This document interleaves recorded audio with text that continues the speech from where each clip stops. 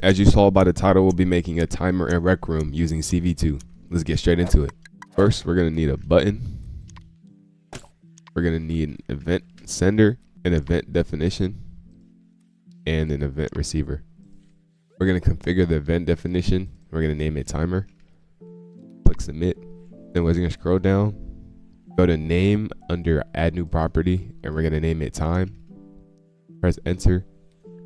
Then for the type, we're gonna click on that and click on int for integer. Then we're gonna add property. We're gonna configure the event sender, and we're gonna select the event timer, and we're gonna make the target room authority. Then we're gonna go to the event receiver. We're gonna click it, and we're gonna type in timer. We're gonna need an integer variable. We're going to need a delay chip. We're going to need a text set text. We're gonna clone this integer variable. We're gonna need an if chip. We're gonna get a less than. We're gonna put it under the if chip. We're gonna need a toString. And we're gonna clone this text set text. And then we're gonna need an actual text component. And we're gonna configure the circuit board above it. Scroll down to delete all board content and click confirm delete.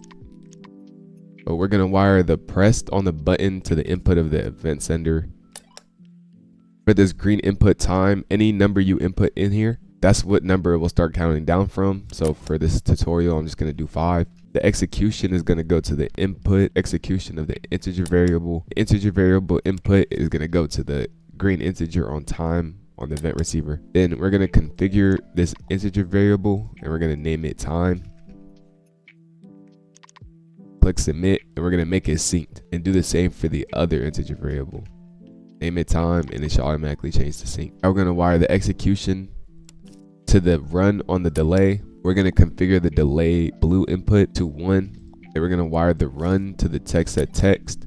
Then the target of the text set text will go to text circuit board over here. Purple input on the text set text, we're gonna wire that to the output of the toString. Then on the delay, after delay, we're gonna wire that to the cancel. And then the cancel output to the input of the integer variable that says time. We're gonna also need a subtract chip. We're gonna put it above that second integer variable. Then the difference of the subtract will go to the input of the integer variable. And then we're gonna configure and change the bottom value on the subtract to 1.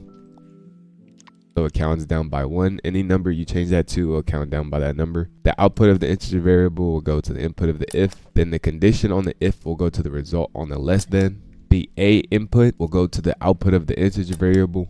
We're gonna configure this less than b value, and we're gonna change it to 1.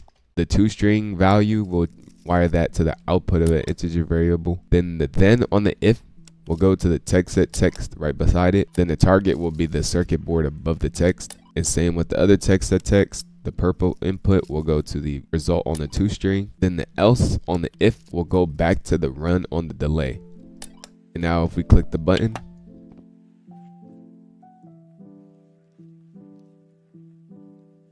it counts down to 0. And if you want players to know that it counted down fully, we can get a sound effect. Then we're gonna wire the output of the text set text to the play on the sound effect. We can configure the sound effect and make it buzzer.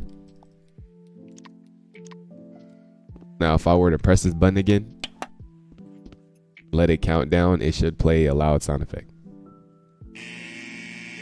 Anything you wire on the outside of this text set text is the end of your countdown. So whatever you want to wire to your next circuit, you use the output of this text set text. You can even do another event sender to another event definition to another event receiver to start a new circuit, or you can just wire the output of this text set text. All right, and that's how you make a working countdown timer in Rec Room using CV2.